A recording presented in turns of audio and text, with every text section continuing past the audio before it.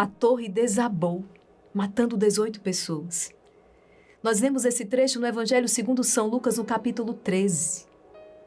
O Senhor hoje nos dirige uma palavra de exortação, alerta, perigo.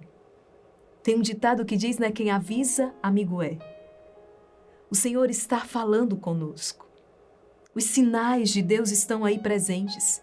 Mas interessante que nós estamos falando do desabamento da torre de Siloé, aquela torre que ficava ao sul de Jerusalém, né, que matou 18 homens por causa daquele desmoronamento, e as pessoas ficaram admiradas, e Jesus aproveitou daquele incidente e lançou-lhes uma palavra de exortação e disse: acaso vocês pensam que aqueles 18 homens que morreram eram mais culpados do que vocês? Pois eu vos digo, se não vos arrependerdes, se não vos converterdes, se não aceitares o apelo de Deus, vós perecereis, morrereis todos. Nós estamos hoje diante de uma palavra forte. A primeira leitura retirada do primeiro livro de Samuel. O Deus forte, o Deus dos exércitos, que guiou o povo de Israel rumo à terra prometida, que dividiu o mar, que expulsou os povos inimigos da frente de Israel, que lhe fez passar a pé enxuto, que lhe fez atravessar o Jordão. É um Deus que agora parece estar surdo ao clamor do seu povo. Os filisteus, os povos inimigos, declararam guerra a Israel. Israel já perdeu a primeira batalha, foram 4.000 mortos.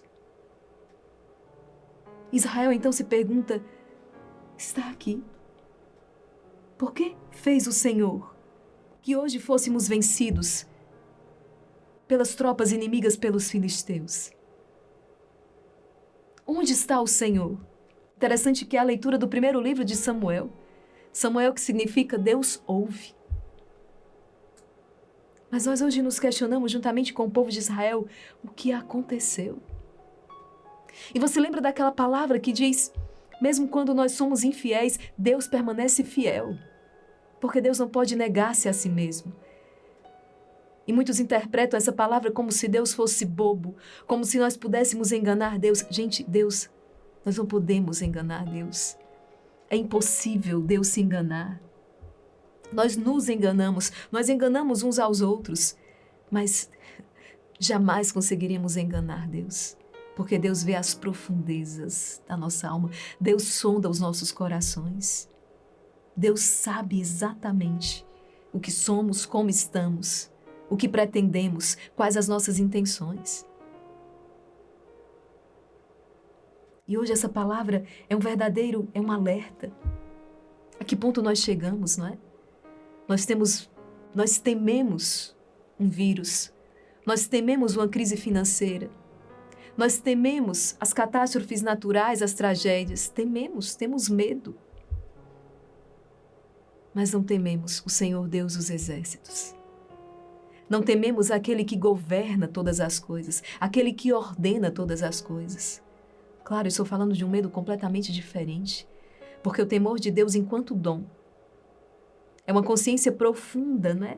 Uma afinada. Eu sei, Deus é Criador e mais Deus é meu Pai, porque eu me tornei filho de Deus pelo batismo e eu não quero ofender o coração de Deus. E eu sei que tudo que Deus diz e tudo que Deus faz, tudo que Deus opera, tem em vista a minha salvação, a minha conversão, a minha felicidade. E por isso eu ouço a voz de Deus, né? Será que Deus ouve a minha oração? O primeiro grande apelo que Deus faz, né? Está lá, é o Shema Israel. Ouve Israel. Nós que precisamos ouvir o Senhor. Não há falha em Deus. Quando as coisas estão saindo erradas, quando as coisas estão desgovernadas, nós precisamos olhar para nós, à luz de Deus. Não é olhar para nós, aquele olhar não é vitimado, aquele olhar, não é? Porque comigo, só comigo, a vítima, o coitado, não é isso. Mas é olhar para nós à luz de Deus, ou seja, me enxergar à luz de Deus. O que é preciso mudar? Quais áreas da minha vida hoje precisam de conversão? É uma pedra que desmorona, são cidades que são inundadas, é um vírus que causa um terror. E a ciência pode explicar tudo isso, explicações científicas. Mas para aqueles que têm um olhar sobrenatural, conseguem reconhecer: tem algo errado aqui. Você lembra quando Deus iria destruir Nínive? E enviou o profeta Jonas. E Jonas então pregou. E Nínive acolheu o chamado à conversão. Nínive se revestiu de cinzas, ou seja, a penitência. Nínive bateu no peito e disse: é minha culpa, é minha máxima culpa. E ali foi acontecendo um arrependimento profundo. E Deus não destruiu Nínive. O profeta Jonas ficou chateado, diz a palavra. Porque no fundo ele sabia que Deus, Deus agiria com misericórdia se aquele povo clamasse por misericórdia, se aquele povo se convertesse. Nós estamos necessitados da intervenção de Deus. Mas Deus é fiel. E nós voltamos então para este ponto. Não significa dizer que Deus seja bobo. Dizer que Deus é misericordioso não significa dizer que Deus é bobo. Que Deus se deixa enganar, não é isso? Deus tem muita clareza, não é? Mas é dizer que Deus cumprirá a sua palavra. Deus permanecerá fiel à sua palavra. Aquilo que Ele ordenou, aquilo que Ele pediu, a sua orientação. Deus é fiel. Hoje nós vemos na primeira leitura esses 2 homens, filhos do sacerdote Eli, tombarem na batalha. Mas você sabe por quê? Deus já havia dito por meio do profeta Samuel que a casa de Eli cairia. Você sabe por quê? Eu te explico, está na palavra. Esses 2 filhos de Eli abusavam das suas ações sacerdotais, das suas funções sacerdotais. Agrediam as pessoas, roubavam as ofertas. Eli tinha conhecimento disso e chamou a atenção dos seus filhos, mas não repreendeu da maneira devida. Ou seja, não exortou, não educou os seus filhos conforme a palavra de Deus, não puniu os seus filhos da maneira como era devida, a ponto de gerar no coração daqueles filhos uma conversão. Claro, os seus filhos tinham a liberdade de acolher ou não, né?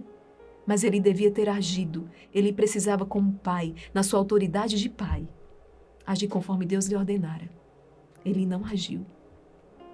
E então, o pequeno Samuel disse, a sua casa será destruída, os seus filhos morrerão. E de fato, nós vemos nessa leitura de hoje, os 2 filhos de Eli, Hofnias e Finéias, tombarem na batalha. Por quê? Consequência do seu pecado. Consequência dos seus erros. Nós podemos dizer, por que Deus não agiu com misericórdia? Deus agiu com misericórdia. Deus até o fim fez o apelo, o chamado à conversão, o chamado ao retorno. Volta para casa. Arrependa-se, converta-se como exortou aqueles homens. Se não vos converterdes, morrereis todos de igual modo. Mas interessante que diante daquela derrota, os israelitas vão até Silo buscar a Arca da Aliança. E colocam a Arca da Aliança, então, ali no meio do acampamento. Agora nós vamos vencer. Gente, não adiantou nada. Houve outra batalha. 30.000 mortos. Os filhos de Eli tombaram. A arca foi levada pelo exército inimigo. Uma tragédia para o povo de Israel. E o Missal, então, no seu comentário, nos fala. Eles trouxeram a Arca da Aliança não como a presença visível de Deus, um sinal visível da presença desse Deus invisível, mas trouxeram a Arca não pela fé no Deus, no Senhor Deus dos Exércitos, trouxeram a Arca como se ela fosse um amuleto, como se ela fosse um talismã, como se fosse magia. É como se eu colocasse uma cruz no meu peito e pronto, porque eu coloquei essa cruz aqui, eu estou protegida de todo o mal. Não, é um sacramental. Há poder de Deus aqui, mas se isso aqui não é expressão de uma fé íntima, de uma fé interior, de uma vivência da palavra, o Missal traz esse comentário terrível. A presença de Deus em meio a um povo pecador é sinal de derrota. Gente, que palavra forte. A presença de Deus em meio a um povo pecador é sinal de derrota. Os cristãos podem correr o mesmo perigo aos que relacionam sua religiosidade com certos amuletos. Crucifixo na parede, bênção da casa, bênção do carro. Coisas que só têm sentido quando são verdadeiramente sinais de uma fé que existe no íntimo e que é alimentada pelos sacramentos, pela oração, pela caridade, pela observância dos mandamentos. Você está entendendo? Deus está falando comigo e com você. Se não vos converterdes, morrereis todos do mesmo modo. Não é porque houve falha em Deus, mas houve falha humana. Esses homens falharam. Deus não falhou no combate, mas esses homens falharam. O poder de Deus é tão grande que depois desse exército inimigo que levou a Arca da Aliança, sofrem terrivelmente. Começou tumores, as pessoas começaram a adoecer, uma peste de ratos, de modo que eles foram obrigados a devolverem a Arca da Aliança. Deus os obrigou. E com reparação. Devolveram a Arca da Aliança ainda com reparação, com indenização, pela audácia que eles tiveram de roubar a Arca da Aliança, porque Deus age com poder. É isso que vai fazer com que o salmista, então, hoje eleve o seu clamor. Libertai-nos, Senhor, pela vossa compaixão. Não somos merecedores, erramos, pecamos. Nós temos o santo costume de todos os dias no nosso mosteiro rezarmos o Miserere, o Salmo 50, pedindo perdão ao Senhor pelos nossos pecados, pelos pecados do mundo inteiro. Nós precisamos clamar por misericórdia. Lembre-se de quando Abraão intercedeu por Sodoma. E disse, Senhor, se houver 50, se houver 40, 30, 20, 10 justos, se houver alguém que clame, se houver um justo ali, o Senhor poupará esta cidade? Deus diz sim. Se houver um justo, eu pouparei toda esta cidade. Que palavra forte, não é? Então, que hoje nós possamos nos enxergar à luz de Deus. Não é acusar o outro. Não é olhar as fraquezas e os pecados daquele que está ao lado. Não. Mas hoje essa palavra vem ao nosso encontro para que possamos examinar a nossa consciência. Para que possamos dar uma resposta a Deus de santidade. Senhor, Tu podes todas as coisas. Tu tens poder. No Evangelho, o Senhor vai curar aquele leproso. Senhor, cura-me destas lepras. Derrama sobre mim o Teu Espírito, o Espírito de contrição, de arrependimento, de uma profunda humildade, de consciência dos meus erros, de metanoia, mudança de vida, conversão. Receba essa palavra hoje no seu coração, retirada do livro de Samuel, está no capítulo 4, 1 Samuel, capítulo 4, versículos 1 ao 11. Vamos rezar. Pelo sinal da Santa Cruz, livrai-nos Deus, nosso Senhor, dos nossos inimigos.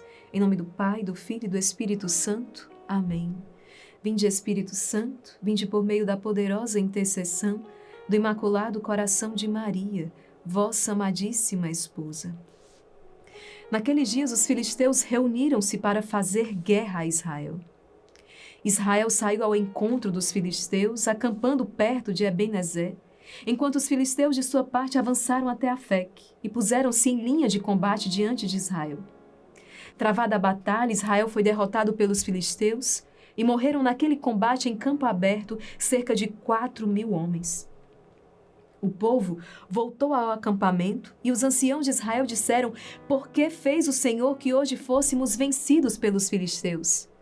Vamos a Silo, buscar a arca da aliança do Senhor para que ela esteja no meio de nós e nos salve das mãos dos nossos inimigos. Então o povo mandou trazer de Silo a arca da aliança do Senhor Todo-Poderoso, que se senta sobre querubins, e os 2 filhos de Eli, Rofini e Finéias, acompanhavam a arca. Quando a arca da aliança do Senhor chegou ao acampamento, todo Israel rompeu num grande clamor, que ressoou por toda a terra. Os filisteus, ouvindo isso, diziam: que gritaria é essa tão grande no campo dos hebreus? E souberam que a arca do Senhor tinha chegado ao acampamento. Os filisteus tiveram medo e disseram: Deus chegou ao acampamento. e lamentavam-se: ai de nós, porque os hebreus não estavam com essa alegria nem ontem nem anteontem. Ai de nós! Quem nos salvará da mão desses deuses tão poderosos? Foram eles que afligiram o Egito com toda espécie de pragas no deserto. Mas coragem, filisteus, portai-vos como homens, para que não vos torneis escravos dos hebreus, como eles o foram de vós. Sede homens e combatei. E então os filisteus lançaram-se à luta. Israel foi derrotado e cada um fugiu para sua tenda. O massacre foi grande. Do lado de Israel tombaram 30.000 homens. A arca de Deus foi capturada e morreram os 2 filhos de Eli, Hofni e Finéias. Palavra do Senhor, graças a Deus. Veja que trazer a arca para o acampamento teria sido uma bela manifestação, não é? Se tivesse sido acompanhada da fé, se tivesse sido verdadeiramente uma manifestação de fé. Mas a história nos conta que este povo estava adorando falsos deuses. Não é? E é algo que Deus não tolera, é algo que Deus não admite. Porque Deus fez tudo, porque Deus providenciou tudo. É o que Teresa dos Andes vai dizer, não é? Quando não amamos Deus nesta vida, o que vamos fazer no céu? E como sabemos que amamos o Senhor quando vivemos a sua palavra, quando observamos os seus mandamentos, ainda que o mundo pregue o contrário, ainda que o mundo diga, mas hoje ninguém vive mais assim. Virgindade, castidade, missa, ninguém vive mais isso. O importante é ter uma conexão com Deus, né? Em qualquer lugar, do seu modo. Gente, eu estou falando para cristãos católicos, cuidado. O Deus vivo, o Deus de Abraão, de Isaac, o Deus de Jacó, o único Deus, ele se revelou a nós. Ele disse tudo o que nós precisamos, tudo o que nós precisávamos saber e fazer para alcançarmos a felicidade, a plenitude. O que estão tentando fazer é nos enganar e nos confundir. E nós somos responsáveis por isso. Porque a palavra de Deus está aqui, lançando luzes sobre as nossas trevas, dizendo, filho, filha, ouve a minha voz. Ouve a minha voz, observa os meus mandamentos. Senão, morrereis todos do mesmo modo, não porque eu não desejo a morte do pecador, mas que ele se converta e que ele tenha vida. Mas aquilo que plantares é aquilo que colherás. Aqueles que semeiam na carne, da carne colherão corrupção. Mas aqueles que semeiam no Espírito, do Espírito colherão. No Espírito colherão vida, vida plena, felicidade, realização. É Deus falando, é Deus exortando, seja fiel. Eu sei que muitas vezes você olha para a sua casa, para a sua família e coloca as mãos na cabeça e diz, Maria, que eu não sei por onde começar. Comece por você. Comece por você, porque só aquele que verdadeiramente aceitou, né, que verdadeiramente vive com o Senhor, pode testemunhar. Chegará a hora do seu esposo, chegará a hora do seu filho, da sua esposa, dos seus pais, chegará a hora deles. E eu digo isso para você por experiência própria, também eu testemunhei isso na minha vida, na minha família. Mas Deus quer começar por você. É o seu edifício espiritual e não é egoísmo, não. É porque apenas aqueles que se deixam curar por Deus podem ser instrumento para outras pessoas. Cuide da sua relação com Deus. Isso não significa excluir as pessoas do seu deixar de se relacionar com as pessoas de sua casa, com aquelas pessoas que Deus lhe confiou, não é isso.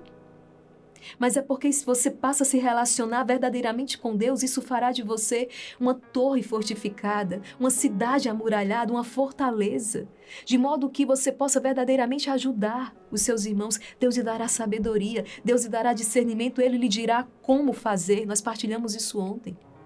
Você saberá o que fazer, como fazer e quando fazer, porque Deus estará contigo. Está na palavra, há um tempo de falar, o tempo de calar, né? Há um tempo de plantar, um tempo de colher. Deus te dará esse discernimento. Mas Deus quer começar por você. Maria Raquel, eu quero encetar este caminho, eu quero esta vida nova. Então, perfeito, porque muito mais do que você, Deus também quer. Não tem erro. Confissão, né? Faça um exame de consciência, procura uma direção espiritual. Nós temos aqui um exame de consciência aqui no nosso canal com o irmão Luiz Maria. Ele vai passando com você os mandamentos, vai lhe orientando. Uma vez examinada a consciência, busque a confissão, retorne à Eucaristia, participação da Santa Missa Dominical, pelo menos, e nos dias de preceito. Vai se fortalecendo por meio da sua oração diária, a sua oração pessoal, o terço, como Nossa Senhora nos pede em Fátima. E já vem aquela tentação, nossa, eu não vou conseguir fazer outra coisa, vou viver só rezando. Não é isso. Não é isso. É dar prioridade, é dar primazia a Deus, é organizar a sua vida. E o primeiro lugar pertence a Deus. É aquele minuto heróico, talvez aqueles 15 minutinhos que você dê ao Senhor ali ao acordar, para conversar com Deus, para abrir a palavra. E o dia segue. Você vai trabalhar melhor, você vai servir as pessoas melhor. Você vai estar inteiro, você vai estar melhor porque você colocou Deus à frente de tudo. Arrependimento, conversão. Talvez seja a nossa última oportunidade. Os tempos são difíceis, os dias são maus. Mas quantos que estão sendo vitimados por essas catástrofes? Quantos talvez tenham deixado para amanhã a conversão e não houve mais tempo? Se essa palavra está chegando até você é porque Deus está te chamando agora. E nós pedimos junto com o salmista, libertai-nos, Senhor, pela vossa compaixão. Levantai-vos, ó Senhor, porque dormis, despertai e não nos deixeis eternamente. Vamos rezar o Salmo 50, esse salmo penitencial. Essa oração que partiu do coração do rei Davi, após o seu grave pecado. Ele dirigiu ao Senhor esta súplica, esta prece. E é juntamente com a palavra de Deus que nós queremos nos dirigir a Deus agora. Existe uma grande força, então um grande poder nessa oração, porque estamos nos dirigindo a Deus com as palavras, né, da Escritura, com as palavras sagradas. Coloca o seu coração nessa oração. Reza com o seu coração. Rezemos juntos. Tende piedade, ó meu Deus, misericórdia. Na imensidão de vosso amor purificai-me. Lavai-me todo inteiro do pecado e apagai completamente a minha culpa. Eu reconheço toda a minha iniquidade. O meu pecado está sempre à minha frente. Foi contra vós, só contra vós que eu pequei, e pratiquei o que é mal aos vossos olhos. Mostrais assim quanto sou justo na sentença, e quanto é reto o julgamento que fazeis. Vede, Senhor, que eu nasci na iniquidade, e pecador já minha mãe me concebeu. Mas vós amais os corações que são sinceros, na intimidade me ensinais sabedoria. Aspergi-me, serei puro do pecado, e mais branco do que a neve ficarei. Fazei-me ouvir cantos de festa e de alegria, e exultarão estes meus ossos que esmagastes. Desviai o vosso olhar dos meus pecados e apagai todas as minhas transgressões. Criai em mim um coração que seja puro. Dai-me de novo um espírito decidido. Ó Senhor, não me afasteis de vossa face, nem retireis de mim o vosso Santo Espírito. Dai-me de novo a alegria de ser salvo e confirmai-me com espírito generoso. Ensinarei vosso caminho aos pecadores, e para vós se voltarão os transviados. Da morte como pena libertai-me, e minha língua exaltará vossa justiça. Abri meus lábios, ó Senhor, para cantar, e minha boca anunciará vosso louvor. Pois não são de vós sagrados sacrifícios, e se oferta um holocausto rejeitais. Meu sacrifício é minha alma penitente. Não desprezeis um coração arrependido. Sede benigno com Sião por vossa graça. Reconstruí Jerusalém e os seus muros, e aceitareis o verdadeiro sacrifício, os holocaustos e oblações em vosso altar. Amém.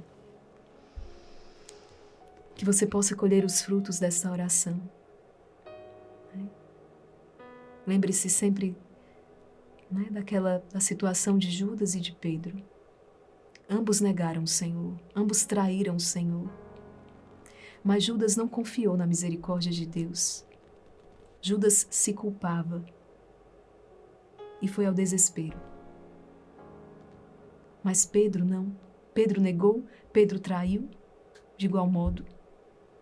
Mas Pedro se arrependeu e confiou na misericórdia de Deus, como aquele filho pródigo, que, certo do amor do Pai, teve coragem de voltar. Por isso pôde receber o abraço do Pai.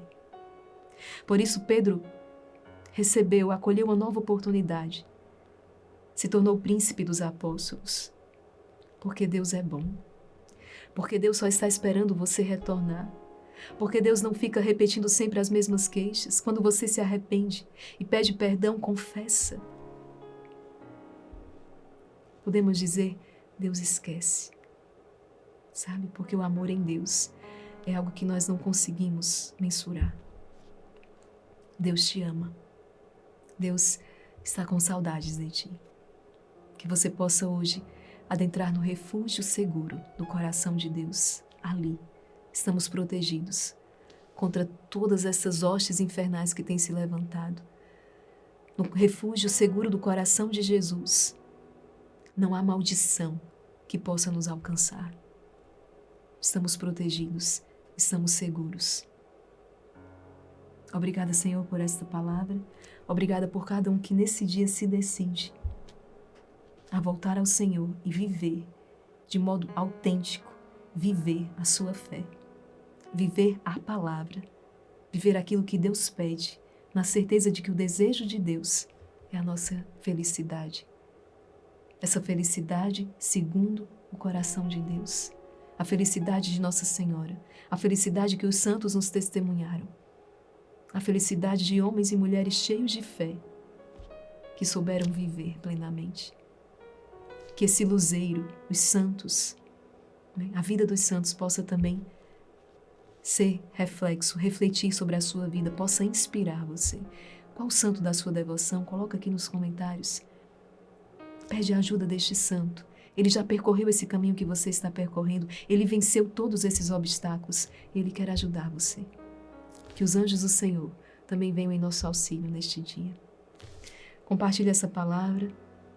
Envie para todas essas pessoas queridas, amadas e necessitadas do amor de Deus. Deus abençoe você e até o nosso próximo encontro no Rosário da Madrugada e no poderoso Terço do Combate com Nossa Senhora Desatadora de Nós.